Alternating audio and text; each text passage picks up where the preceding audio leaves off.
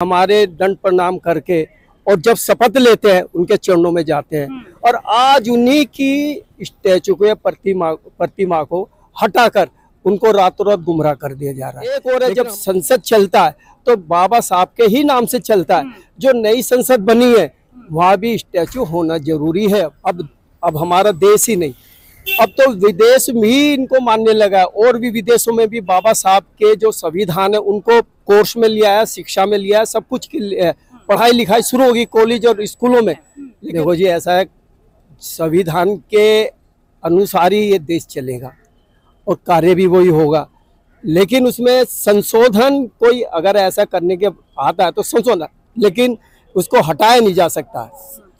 संविधान को तो बिल्कुल भी नहीं मिटाया जा सकता। कि वही मैंने पहले कहा कि हमारा देश में संविधान के जो निर्माता, निर्देशक और मार्गदर्शी बाबा साहब अम्बेडकर, ये तो विश्व रत्न हो चुके हैं।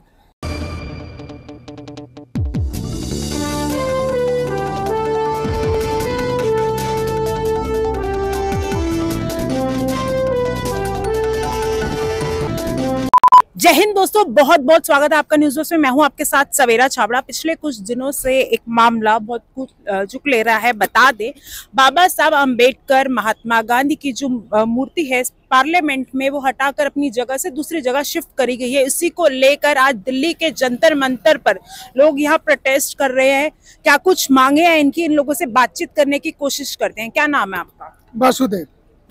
क्यों, क्या हो गया? एक जगह से हटाकर दूसरी जगह ही रखी है और वहाँ पे कार्य भी चल रहा है, जिस कारण करना पड़ा। सर, ये तो ऐसा है, इनकी चाल है, कोई ऐसा नहीं। कार्य तो अपना यदि चलता भी रहता और वो मूर्ति वहाँ लगी रहती तभी कोई फर्क नहीं पड़ता। लेकिन इनका जो कुठाराघात है, विश्वासघात है, इसका कोई चाल नहीं पाया। तो क्या कुछ लगता है ये चाल है सत्ता में बैठी सरकार, एनडीए सरकार की?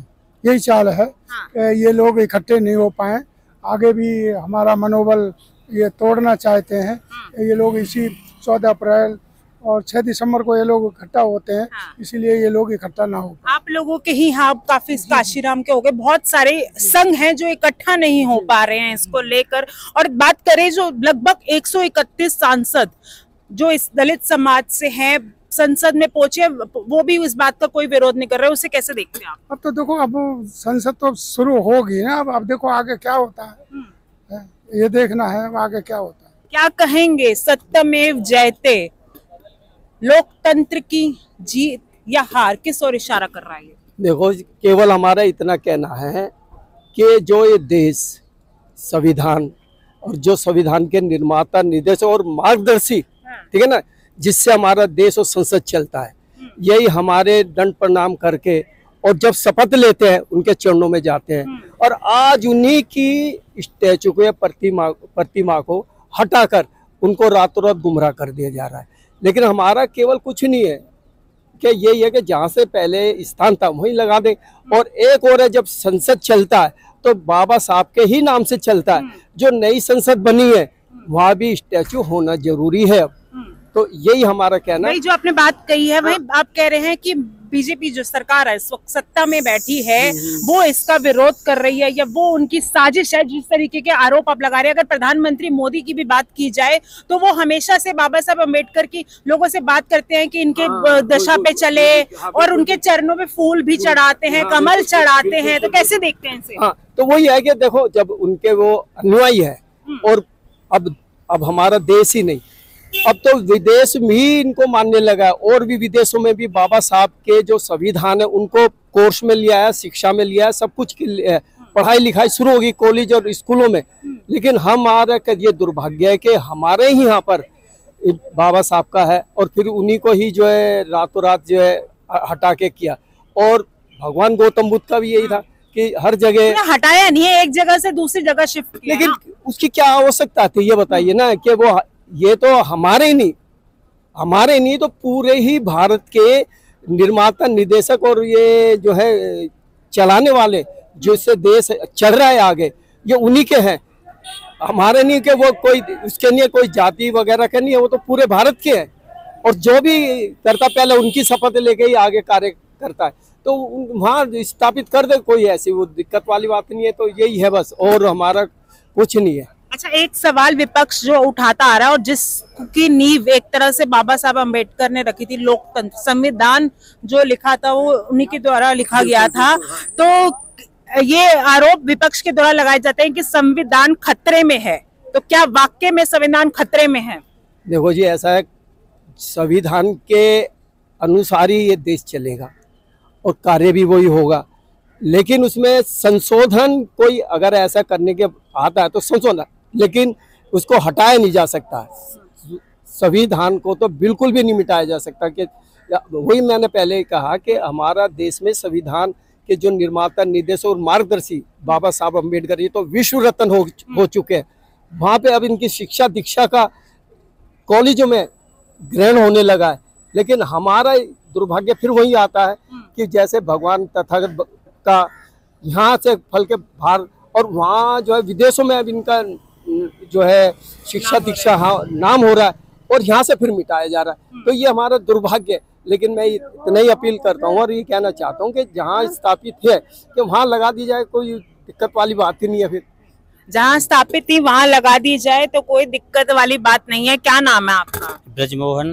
क्या मांगे लेकर आप यहाँ पर आए हैं? मैं ये मांग लेके आया हूँ कि B.R. अम्बेडकर, भारतीय संविधान के रचयिता, जिनकी जहाँ पे स्टैचू था वहीं पे स्टैचू लगना चाहिए। हम लोग 14 अप्रैल को आते हैं, 6 दिसंबर को आते हैं, लाखों लोग आते हैं। वो लाखों लोग यहाँ क्यों नहीं दिख रहे? फिर वो लाखों लोग वो गद्दार हैं जो नहीं आए, वो देश के लिए गद्दार हैं, इसलिए वो नहीं आए। आप लोगों के समाज के ही बड़े बड़े कद्दावर नेता संसद में बैठे हैं, वो भी कोई बात नहीं रख ले आप लोगों की?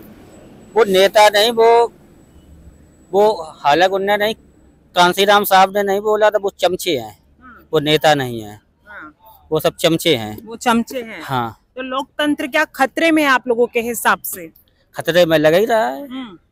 क्या खतरे में है? सबका साथ सबका विकास मोदी जी कहते हैं, सब बढ़िया तो चल रहा है, सरकार बना ली एक बार, फिर उन्होंने एनडीए की सरकार, लंगड़ी सरकार बनी है।